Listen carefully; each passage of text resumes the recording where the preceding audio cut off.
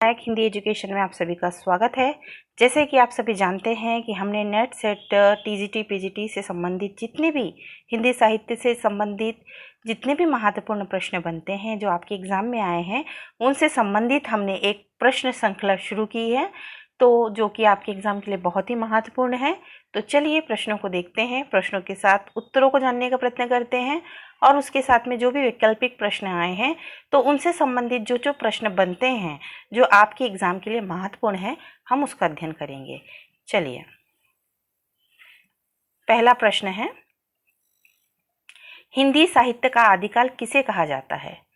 किसे कहा जाता है या हिंदी साहित्य का आदिकाल कब से कब माना जाता है? तो 1050 से 1375 का जो काल था उसे आदिकाल कहा जाता है। ठीक है, हिंदी साहित्य के इतिहास को विभाजित किया गया था, तो जो पहला काल है वो आदिकाल या वीर गाथा काल कहा जाता है, फिर दूसरा जो है वो भक्ति काल, तीसरा रीतिकाल और चौथा आधुनिक काल। ठीक है, हिंदी भाषा का उद्गम किस भाषा से हुआ है? हिंदी भाषा का उद्गम किस भाषा से हुआ है? तो किस भाषा से हुआ है? अपभ्रंश से। आप लोग को पता होगा कि हिंदी भाषा में संस्कृत, पाली, प्राकृत, अपभ्रंश, तो जो स्टेप बाय स्टेप होते हुए उससे हुआ। तो हिंदी भाषा या खड़ी बोली हिंदी का विकास कैसे हुआ है? तो वो अपभ्रंश से हुआ है। रामचरितमानस के रचयिता हैं, कौन है रचयिता? तुलसीदास। ठीक है, तुलसीदास ने रामचरितमानस लिखा है, सूरदास ने सुरसागर लिखा है। ठीक है, सूरदास किस युग के कवि थे? देखिए, किस युग के कवि पूछा जाए तो भक्ति काल के, और किसके शासन के पूछा जाए तो औरंगजेब के शासन की, यानी मध्यकाल की बात की जा रही है। और मध्यकाल में भी औरंगजेब या फिर उनके जो पिता हैं उनके शासन के काल के बीच के माने जाते हैं। इसमें बहुत मतभेद पाया गया है, अलग अलग पुस्तकों में अलग अलग दिया गया है। यदि आपको सटीक आंसर पता हो तो कृपया कमेंट करके बताएं। साखी किस काव्य रूप से संबंधित है? साखी किसने लिखा है? साखी लिखा है कबीरदास ने। और ये किससे संबंधित है? ये नीति काव्य है। ठीक है, नीति काव्य यानी उपदेश देना, समाज को दीक्षित करना। सिंपल सी बात है, गोदान आपको पता होगा, गोदान उपन्यास किसने लिखा है? वो प्रेमचंद्र ने लिखा है। कामायनी किसकी रचना है? कामायनी किसकी रचना है? जयशंकर प्रसाद की रचना है, जिसमें 15 सर्गों की बात की गई है। साकेत किस काव्य की श्रेणी में आता है? साकेत जो किस श्रेणी में आता है? तो ये पौराणिक कथाओं को आधार बनाकर काव्य रचना की गई है, जिसमें राम जी हैं और सीता जी को आधार बनाकर साकेत की रचना की गई है। राग दरबारी उपन्यास के लेखक हैं, कौन है राग दरबारी? तो श्रीलाल शुक्ल। ठीक है, तितली कहानी के लेखक कौन है? अब तितली कहानी के लेखक है प्रेमचंद्र। गोदान का नायक कौन है? गोदान का नायक है, कौन है? होरी। हमने गोदान से संबंधित पूरे प्रश्नों की श्रृंखला बनाई है, क्योंकि उपन्यास में जितने भी पात्र चरित्र आए हैं और वो किस तरह से महत्वपूर्ण है उस पे पूरा हमने एक वीडियो बनाया है, आप देख सकते हैं। निराला किस युग के कवि हैं? निराला किस युग के कवि हैं? निराला छायावादी युग के भी हैं, प्रगतिवादी भी युग के हैं, परंतु विशेष रूप से वो छायावादी माने जाते हैं। प्रगतिवाद में भी उन्होंने बहुत काम किया है। उनकी जो कविता है कुकुर मुत्ता, वो प्रगतिवादी कविता के इसमें माना जाता है। और छायावादी में बोला जाए तो सरोज स्मृति। ठीक है, तो निराला जी किस युग के कवि है? क्योंकि ये प्रगतिवादी में भी थे, छायावादी में भी थे, पर छायावादी के ये चौथे या तीसरे स्तंभ माने जाते हैं। ठीक है, चौथे उसके स्तंभ माने जाते हैं। ठीक है, अंधेरे में कविता किसकी रचना है? तो अंधेरे में जो कविता है वो किसकी? मुक्ति बोध। ठीक है, मुक्ति बोध की कविता है। देखिए, मुक्ति बोध है और ये है जल्दी तू घर जाएगा, ये गलत हो गया है, कृपया इसे गलत करें। ठीक है, चंद हजार सपने रचना है, किसके? चंद हजार सपने किसकी रचना है? ये रघुवीर सहाय की। और रघुवीर सहाय जो कवि है वो किस युग के माने जाते हैं? वो नई कविता के माने जाते हैं। और नई कविता के साथ में जो तार सप्तक के कवि के रूप में भी जाने जाते हैं। ठीक है। मधुशाला कविता में कवि कौन है? मधुशाला कविता में कवि कौन है या किसकी रचना है? तो ये हरिवंश राय बच्चन की रचना है। मधुशाला, मधुकलश, पुष्प की अभिलाषा आप लोग को पता ही है, माखनलाल चतुर्वेदी, और ये राष्ट्रीय प्रेम से संबंधित कविता है। ठीक है। तार सप्तक किस आंदोलन से जुड़ा था? अब जो तार सप्तक मैंने बताया ना, तार सप्तक में 7 कवियों का विभाजन किया गया था, और तार सप्तक के जो प्रणेता बोल सकते हैं वो अज्ञे थे, और ये प्रयोगवाद के जनक माने जाते हैं। ठीक है। साकेत का नायक कौन था? साकेत का जो नायक था वो कौन थे? लक्ष्मण। ठीक है। लक्ष्मण थे क्या? लक्ष्मण की पत्नी उर्मिला। तो साकेत में उर्मिला की मनोदशा को बताने का प्रयत्न यहाँ पे किया है, और ये एक पौराणिक कथा है। पौराणिक कथा को लेकर आधार बनाकर कवि ने इसकी रचना की है और उर्मिला की प्रथा को बताने का प्रयत्न किया है। कुरुक्षेत्र किसकी रचना है? कुरुक्षेत्र किसकी रचना है? रामधारी सिंह दिनकर की रचना है। और ये कौन से युग की रचना, मतलब किस काल की रचना मानी जाती है? तो इस समय हमारे देश अंग्रेजों के गुलाम था, और कुरुक्षेत्र जो है उसके आधार पर हमें समाज को जागृत करने का कार्य किया गया है, और ये राष्ट्रीय प्रेम से भी संबंधित है। ठीक है। तो कुरुक्षेत्र में रण होगा करके, और भारत उस समय आज़ाद हो गया था, और जो हमारे ही लोग हम गद्दी पे बैठे हुए थे और वो हमारे देश की जनता की अवहेलना कर रहे थे, तो वहाँ गद्दी में बैठे हुए लोग जो सत्ताधारी व्यक्ति थे उन्हें जागृत करने के उद्देश्य से रामधारी सिंह दिनकर ने इस कविता की रचना की थी, कुरुक्षेत्र। ये विपदगा शब्द किसकी रचना में मिलता है? तो ये किसकी रचना में मिलता है? कामायनी में। विपदगा, मुझे थोड़ा सा कंफ्यूजन है, विपदगा शब्द किस रचना में मिलता है? तो ये मुझे कंफ्यूजन है, यदि आपको पता हो उसका सटीक आंसर तो आप बताइए। कबीर का गुरु कौन था? बताइए। अभी कबीर के गुरु कौन थे? तो रामानंद थे। ठीक है। और इनके भक्ति देखो, भक्ति काल की 2 प्रमुख धाराएं कौन कौन सी थी? निर्गुण और सगुण। ठीक है। निर्गुण पंक्ति में कबीर जी आते थे, और सगुण में कौन आते थे? तुलसीदास और सूरदास। रसिक प्रिया ग्रंथ के रचयिता हैं कौन है? केशवदास। ठीक है ना। रसिक प्रिया ये श्रृंगार परक ग्रंथ माना जाता है, और ये रीतिकाल में इसकी रचना की गई है। सुरसागर में क्या वर्णित है? सुरसागर में क्या वर्णित है? कृष्ण लीला। ठीक है ना। सुरसागर, साहित्य लहरी और सुरसारावली ये सूरदास की रचना है। पर बोला जाए कि सुरसागर में क्या वर्णित है, किसका वर्णन किया है, तो ये कृष्ण लीलाओं का वर्णन किया है। पद्मावत के कवि कौन है? तो पद्मावत के कवि जायसी है, क्योंकि पद्मावत जो लिखा है वो जायसी द्वारा रचा गया है, और इस पर एक पिक्चर भी बनाई है पद्मावती। ठीक है। और ये जायसी जो है वो सूफी काव्य माने जाते हैं, सूफी काव्य के कवि माने जाते हैं जायसी। रीतिकाल को अन्य नाम से क्या कहा जाता है? तो रीतिकाल को अलंकार युग कहा जाता है। ठीक है ना। रीतिकाल के नाम श्रृंगार काल भी कहा जाता है। ठीक है। क्योंकि रीतिकाल में श्रृंगार परक रचनाएं लिखी गई थी। स्त्री के नख से लेकर शिख तक का वर्णन रीतिकाल के जो प्रमुख कवि है वो करते थे अपने साहित्य में, तो इसीलिए रीतिकाल को अलंकार युग कहा जाता है, या अलंकृत काल भी कहा जाता है। रीतिकाल की प्रमुख प्रवृत्ति है, क्या प्रमुख प्रवृत्ति थी? कि श्रृंगार परक रचनाएं उसमें लिखी जाती थी। मैंने बताया ना कि रीतिकाल में श्रृंगार परक रचनाएं की जाती थी। उसमें स्त्री के नख से लेकर शिख तक, यानी उसके नखों से लेकर उसके शिख की सुंदरता का वर्णन किया जाता था, और बिहारी, केशव इसके प्रमुख कवि माने जाते हैं। रसिक प्रिया का प्रमुख विषय क्या है? प्रमुख विषय क्या था? प्रेम, क्योंकि रसिक प्रिया जो है वो केशव की रचना है। ठीक है। और ये श्रृंगार परक रचना है, और श्रृंगार परक होने के कारण क्या हुआ है कि उसमें प्रेम से ही संबंधित सारी रचनाएं लिखी गई है। प्रेम को मुख्य मुद्दा बनाकर वो काव्य की रचना की गई है। सत्सई के रचयिता है। सत्सई के रचयिता आपको पता है कि बिहारी सत्सई। तो उसके रचनाकार कौन है? बिहारी है। बिहारी रीतिकाल के कवि है और ये श्रृंगार परक रचनाएं ज़्यादा लिखते हैं। ठीक है। रीतिकाल त्रयी किसे कहा जाता है? किसे कहा जाता है रीतिकाल त्रयी? तो देखो, केशव, बिहारी, पद्माकर ये रीतिकाल के कवि हैं, तो इन्हें रीतिकाल त्रयी कहा जाता है। देखो, तुलसी, सूर, कबीर ये मध्यकाल के हैं। ये कौन से हैं? भक्ति काल के माने जाएंगे। और जायसी, अल्लाह चंद ये क्या है? सूफी काव्य के कवि हैं।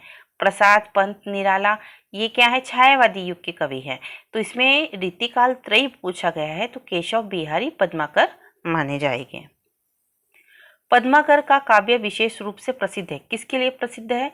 पद्माकर का जो काव्य है विशेष रूप से वीर रस के लिए प्रसिद्ध है। घनानंद किस रस के कवि माने जाते हैं? तो किस रस के कवि माने जाते हैं? करुण रस। ठीक है ना। इन्होंने, ये रीतिकाल के कवि है पर इन्होंने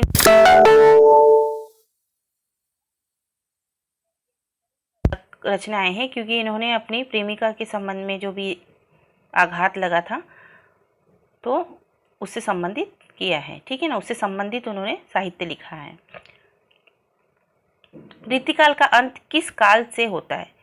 रीतिकाल का अंत किस काल से होता है? आपको पता है, छायावाद, आधुनिक युग या प्रगतिवाद या त्रिवेदी। रीतिकाल का अंत जो होता है वो आधुनिक काल के ना जो रीतिकाल का अंत किस काल से होता है? किस काल से होता है बोलते हैं कि तो इसमें आधुनिक युग में तो खत्म हो गया था, परंतु इसमें बताया कि छायावाद के आते आते वो युग का अंत हो गया था। ठीक है, रीतिकाल का। तो यहाँ पे छायावाद दिया है।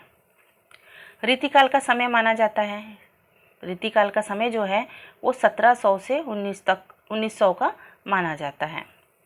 बिहारी की भाषा थी। अब बिहारी की कौन सी भाषा का इस्तेमाल करते थे? तो बिहारी ने बिहारी सस्सई लिखा है और वो किस भाषा में थी? वो ब्रज भाषा में थी। द्विवेदी युग का नाम किस पर रखा गया था? द्विवेदी युग का पता है, महावीर प्रसाद द्विवेदी, उनके नाम के आधार पर ही इस युग का नामकरण किया गया था। इन्होंने सरस्वती पत्रिका का संपादन किया था 1903 में। ठीक है। भारत भारती के कवि कौन है? तो भारत भारती के कवि जो है वो मैथिली शरण गुप्त है। ठीक है। द्विवेदी युग की भाषा मुख्यतः थी, कौन सी भाषा थी? खड़ी बोली हिंदी, क्योंकि द्विवेदी युग में खड़ी बोली हिंदी को प्रमुखता थी और खड़ी बोली को ज़्यादा महत्व द्विवेदी युग में महावीर प्रसाद द्विवेदी ने दिया था। ठीक है। इसमें व्याकरण अशुद्धियों पे भी बहुत ध्यान दिया गया था और इसमें आदर्शवाद की प्रधानता थी। किसमें? द्विवेदी युग में। तो द्विवेदी युग की भाषा यदि पूछा जाए तो खड़ी बोली हिंदी। ठीक है। द्विवेदी युग का मुख्य विषय था, क्या भी मुख्य विषय था? मैंने पहले बताया कि द्विवेदी युग का जो मुख्य विषय था वो समाज सुधार और खड़ी बोली हिंदी को प्रस्तापित करना। ठीक है। और व्याकरण अशुद्धियों पे ध्यान देना। सरस्वती पत्रिका के संपादक कौन थे? आपको बताया, द्विवेदी, महावीर प्रसाद द्विवेदी जी हैं। सरस्वती पत्रिका का संपादक उन्होंने किया है और 1930 में ये पत्रिका प्रकाशित हुई है। पुष्प की अभिलाषा कविता किस युग की कविता है? देखो, पुष्प की अभिलाषा मैथिली शरण गुप्त ने लिखी है, वो राष्ट्रवादी कविता है और ये किस समय के शासनकाल की है? क्योंकि उस समय हमारे देश अंग्रेजों के गुलाम था और उसमें जनता को जागृत करने का काम जो करना था, जनता को जागृत करना, जनता में राष्ट्रीयता की भावना जागृत करने का काम के उद्देश्य से इस काव्य की रचना की गई थी। और ये जो रचना है ये द्विवेदी युग की मानी जाती है क्योंकि द्विवेदी युग में कौन थे? महावीर प्रसाद द्विवेदी के। ठीक है। महावीर प्रसाद द्विवेदी युग के प्रमुख कवि माने जाते हैं, इसलिए ये रचना कब किस युग की मानी जाती है? किस युग की मानी जाती है? द्विवेदी युग की मानी जाती है। नागरिक प्रचारणी सभा की स्थापना कब हुई थी?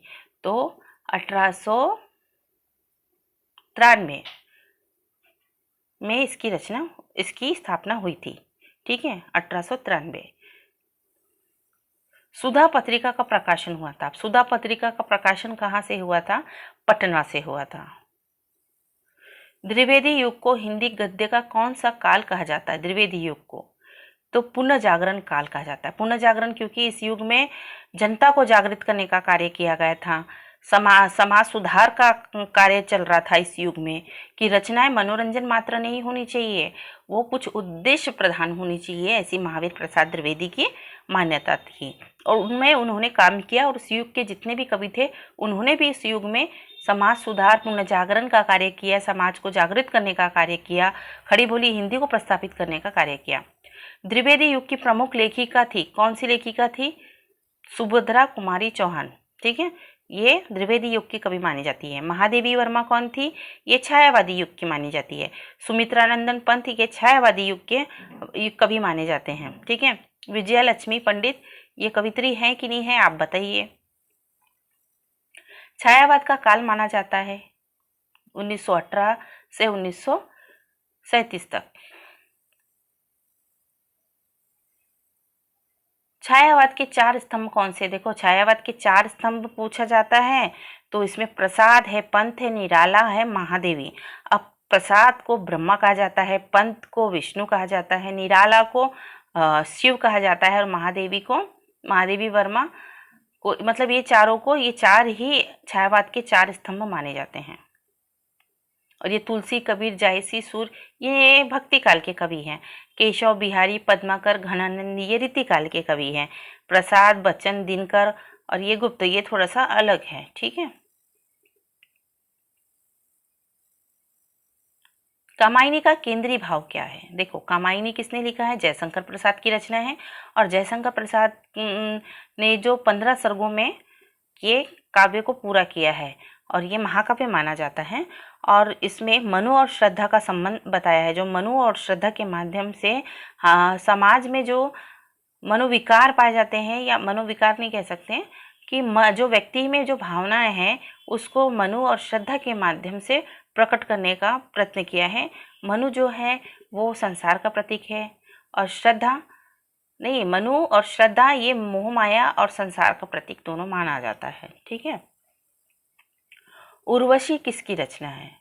उर्वशी जो है ये, उर्वशी मुझे लगता है ये पंत की रचना होनी चाहिए, क्योंकि पंत की रचना है, और ये प्रसाद ने भी लिखा है, परंतु यहाँ पे पंत बताया है, और प्रसाद जी की भी रचना उर्वशी है, मुझे ऐसा लगता है। निराला जी ने भी लिखा है शायद, तो थोड़ा सा कन्फ्यूज़न निर्मित है, आप थोड़ा सा देख लीजिएगा, यदि जो सही आंसर होगा हमें भी बताइए। तो यहाँ पे जो उर्वशी किसकी रचना है, तो ये पंत का बताया है, ठीक है। निर्जा काव्य संग्रह के रचिता, अब निर्जा किसने लिखा है? महादेवी वर्मा ने। छायावाद कवियों में स्वच्छंदवादी कवि कौन कहलाए? तो स्वच्छंदवादी कवि निराला का है। खुल गए छंद के बंद, जैसे ये जो पंक्ति है ये निराला जी ने ही कहा है।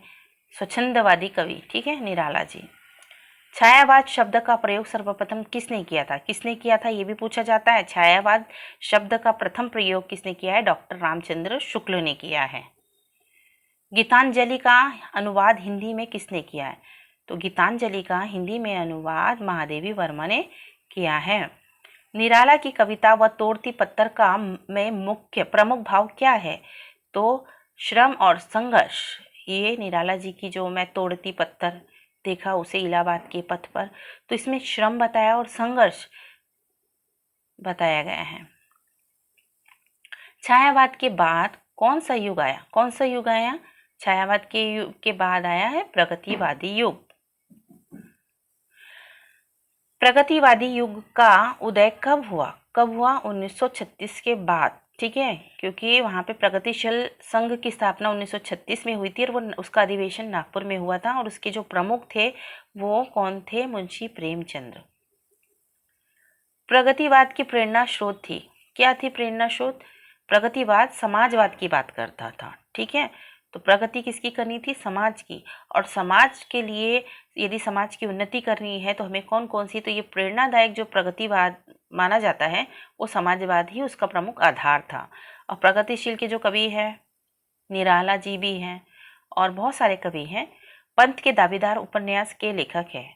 पंथ, देखो, पथ के दावेदार उपन्यास के लेखक है यशपाल। प्रयोगवाद के प्रवर्तक कौन माना जाता है? प्रयोगवाद के जो प्रवर्तक है वो अज्ञेय, सच्चिदानंद, हीरानंद, वात्स्यन, अज्ञे ये प्रयोगवाद के जनक माने जाते हैं और इन्होंने तार सप्तक की स्थापना की थी।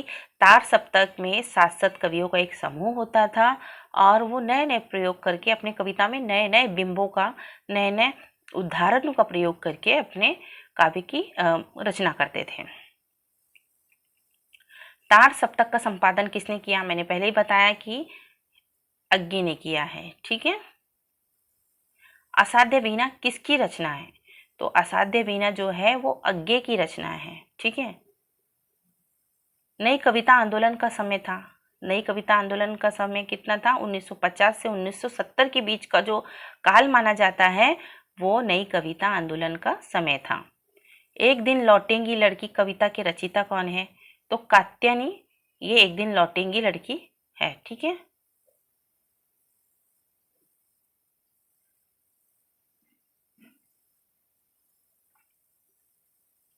अंधेरे में कविता में किस समस्या का चित्रण किया है? ये थोड़ा सा कंफ्यूजन लग रहा है कि अनामिका ने लिखा है कि कात्यायनी ने लिखा है, तो आप थोड़ा सा देख के हमें कमेंट करके बताइए।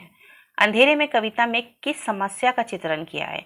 किस समस्या का चित्रण किया है? व्यक्ति का आंतरिक द्वंद्व। ठीक है ना, व्यक्ति का आंतरिक द्वंद्व, कैसे मानसिक तनाव चलता है। और इसके प्रमुख कवि कौन है अंधेरे में? इसके प्रमुख कवि है मुक्तिबोध। मुक्तिबोध ने अंधेरे में, ब्रह्मा राक्षस और बहुत सारी भूल गलती, ऐसे बहुत सारी काव्य की रचना की है जिसमें बहुत ही ऐसा मानसिक द्वंद्व के बारे में बताया गया है कि व्यक्ति अपनी ही सोच में कुछ ऐसे मानसिक तनाव, जैसे कि कहा जाता है कि जो मुक्तिबोध थे वो रिपोर्टर थे और उन्होंने कुछ ऐसा दृश्य देख लिया था कि जो शासन प्रशासन के खिलाफ था, जो समाज के खिलाफ था, पर वो बगावत करना चाहते थे, पर उनकी आवाज़ को दबाया जा रहा था, उन्हें डराया जा रहा था। तो उस समय किस तरह की मानसिक द्वंद्व या मानसिक तनाव उनको था और वो किस तरह से सोचते थे कि मैं इतना बड़ा रिपोर्टर होके भी सत्य को दबा रहा हूँ, या मेरे पे कितना प्रेशर है कि मैं वो सत्य को उजागर नहीं कर पा रहा हूँ। तो इस तरह का जो मानसिक द्वंद्व है उनकी कविताओं में झलकता है। अंधेरे में बहुत सारी ऐसी कविताएं हैं। रोटी कविता किस कवि की रचना है? तो केदारनाथ अग्रवाल की ये रचना है रोटी। इस बार कविता की पंक्ति इस बार लौट कर आओ किसकी है? तो ये किसकी है? केदारनाथ सिंह की। केदारनाथ सिंह की। संसार कविता में कौन सा भाव प्रमुख है? संसार कविता में कौन सा? संसार जो है वो यथार्थवाद की बात करता है, तो इसका जो केंद्रीय भाव है, प्रमुख भाव है, वो कौन है? यथार्थवाद। भूतकाल कविता में कवि कौन है? भूतकाल कविता में कवि कौन है? कौन है कविता? किसने लिखा है? तो वो धूमिल है, भूतकाल। ठीक है। नई कविता का मुख्य स्वर क्या है? अब देखो, नई कविता व्यक्ति का अकेलापन उसको दर्शाता है। नई कविता का जो मुख्य स्वर है तो व्यक्ति के अकेलेपन, आंतरिक द्वंद्व उसको प्रेजेंट करता है, उसको वो करता है। ठीक है। दिनकर को किस नाम से जाना जाता है?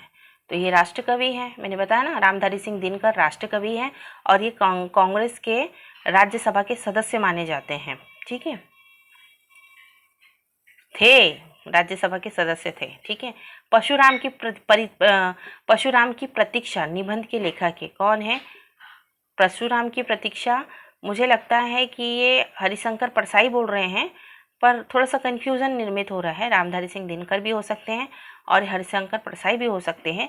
तो परशुराम की प्रतीक्षा निबंध के लेखक कौन है, ये आप हमें बताइए। ठीक है, यहाँ तो बता दिया गया है, पर आप ढूंढो और जो सही सटीक आंसर होगा कमेंट करके हमें बताइए।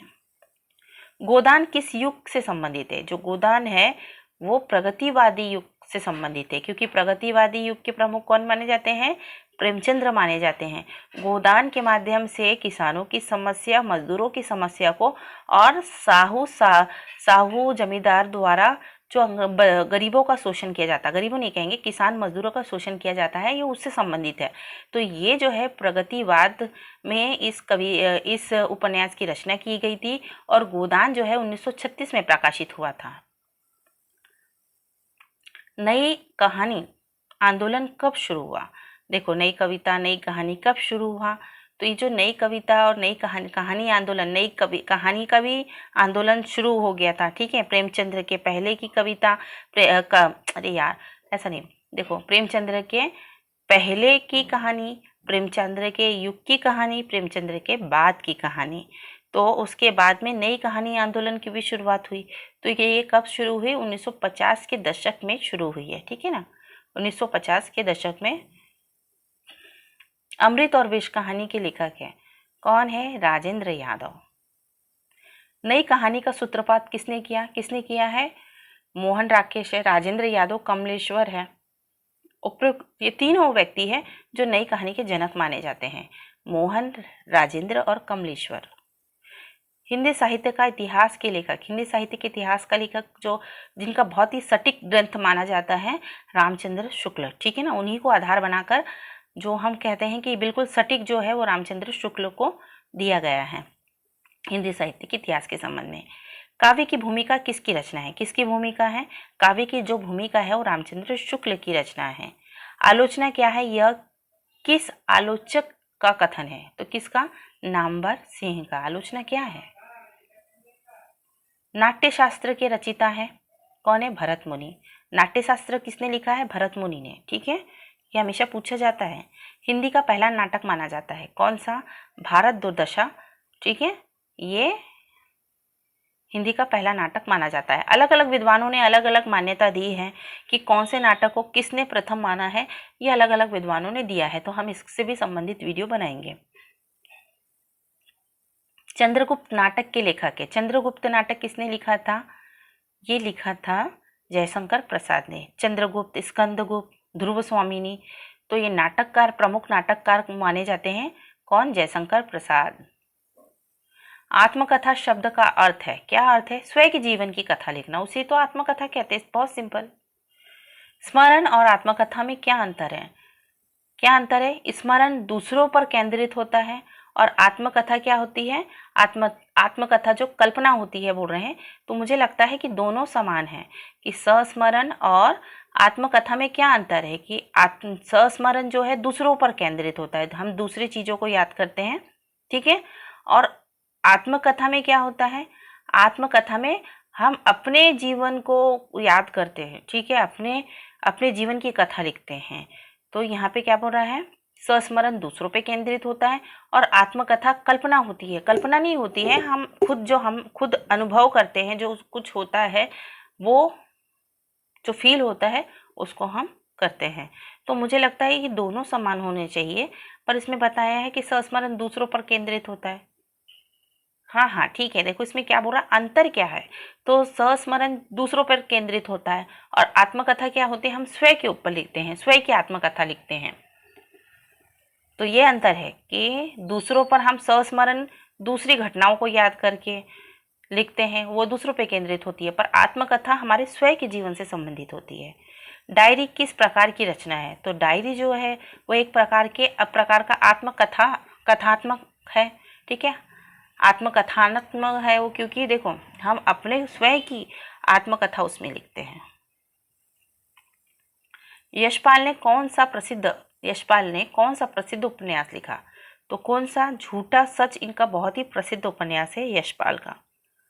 इससे भी संबंधित हम महत्वपूर्ण जो प्रश्न बनते हैं वो भी हम बताएंगे आपको, उस पर भी वीडियो बनेगी। तमस उपन्यास के लेखक है। तमस उपन्यास किसने लिखा है? भीष्म साहनी ने। और ये किस पर केंद्रित है? ये भारत विभाजन के समय हिंदू मुस्लिम जो दंगे होते थे उसको आधार बना के लिखा गया है तमस उपन्यास। उससे भी संबंधित महत्वपूर्ण प्रश्नों की वीडियो हम बनाएंगे। मैला आंचल उपन्यास की रचना की है, किसने रचना की है? फणीश्वर नाथ रेणु ने। अब मैला आंचल से भी संबंधित हम उसकी भी वीडियो बनाया है। सेवा सदन उपन्यास का मूल नाम क्या था? क्या नाम था? देखो, बाई का घर, ठीक है, उसका जो मूल नाम था वो बाई का घर था, ठीक है, सेवा सदन। और इसका एक उर्दू भी नाम है, वो आप हमें कमेंट में बताइए। नमक का दरोगा कहानी किसकी रचना है? देखो, नमक का दरोगा प्रेमचंद्र ने लिखा है। कफन कहानी में कौन पात्र है? कफन कहानी का कौन पात्र है? तो घीसू और माधव। तीसरी कसम फिल्म किस कहानी पर आधारित है? मारे गए गुलफाम, इस पर आधारित है। इस पे पिक्चर भी बनी हुई है। हास्य व्यंग्य के क्षेत्र में प्रसिद्ध रचनाकार है कौन? परसाई। हरिशंकर परसाई जो है वो हास्य व्यंग्य के कवि भी माने जाते हैं। देखिए, हास्य व्यंग्य कवि माने जाते हैं जो हंसी के माध्यम से व्यंग्य करके अपनी बात को, जो सच्चाई है वो समाज के सामने प्रस्तुत करते हैं। अशोक चक्रधर किस विधा के लिए प्रसिद्ध है? किस विधा के लिए? व्यंग्य और हास्य के लिए। रोजमर्रा की भाषा में व्यंग्य की परंपरा किससे जुड़ी है? तो देखो, अशोक चक्रधर है, परसाई है, शरद जोशी है, ये सब जो है ना व्यंग्य कवि माने जाते हैं। तो ये उपयुक्त सभी। साहित्य का उद्देश्य क्या है? साहित्य का क्या उद्देश्य है? समाज का मार्गदर्शन करना। रस का अर्थ होता है, रस का अर्थ क्या होता है? आनंद, अनुभूति। वीर रस का स्थायी भाव क्या है? उत्साह। भक्ति रस का स्थायी भाव क्या है? भक्ति रस में क्या होता है? भक्ति रस का स्थायी भाव है श्रद्धा, प्रेम, करुणा, आनंद, सभी का समावेश होता है। पर भक्ति रस में सबसे पहले तो प्रेम माना जाता है कि हम भगवान को प्रेम करते हैं और उसको आधार बना के भक्ति रस के मतलब वो करते हैं। उसमें श्रद्धा भी आ जाती है, तो यहाँ पे प्रेम दिया है तो हम प्रेम ही लिखेंगे। पर जो भक्ति रस है उसमें श्रद्धा और प्रेम दोनों का समावेश होता है। हिंदी भाषा का पहला समाचार पत्र कौन सा था? तो उद्दंड मार्तंड। ठीक है। हिंदी दिवस कब मनाया जाता है? आपको पता है, 14 सितंबर। तो आशा करते हैं कि आप सभी को ये वीडियो पसंद आई होगी। पसंद आई हो तो लाइक और सब्सक्राइब करें और कमेंट करके हमें बताएं, क्योंकि हमारा चैनल ग्रो नहीं कर रहा है और हमें मोटिवेशन नहीं मिल रहा है, इसलिए हम वीडियो बनाते नहीं हैं। यदि हमें आप मोटिवेट करें तो हम वीडियो की रचना करते रहेंगे और उससे संबंधित जितना भी आपके नेट सेट एग्ज़ाम से संबंधित जितने भी सूक्ष्म से सूक्ष्म प्रश्न बनते हो तो उसको भी हम अपने वीडियो में डालेंगे। तो आशा करते हैं आप सभी को समझ में आया होगा। धन्यवाद।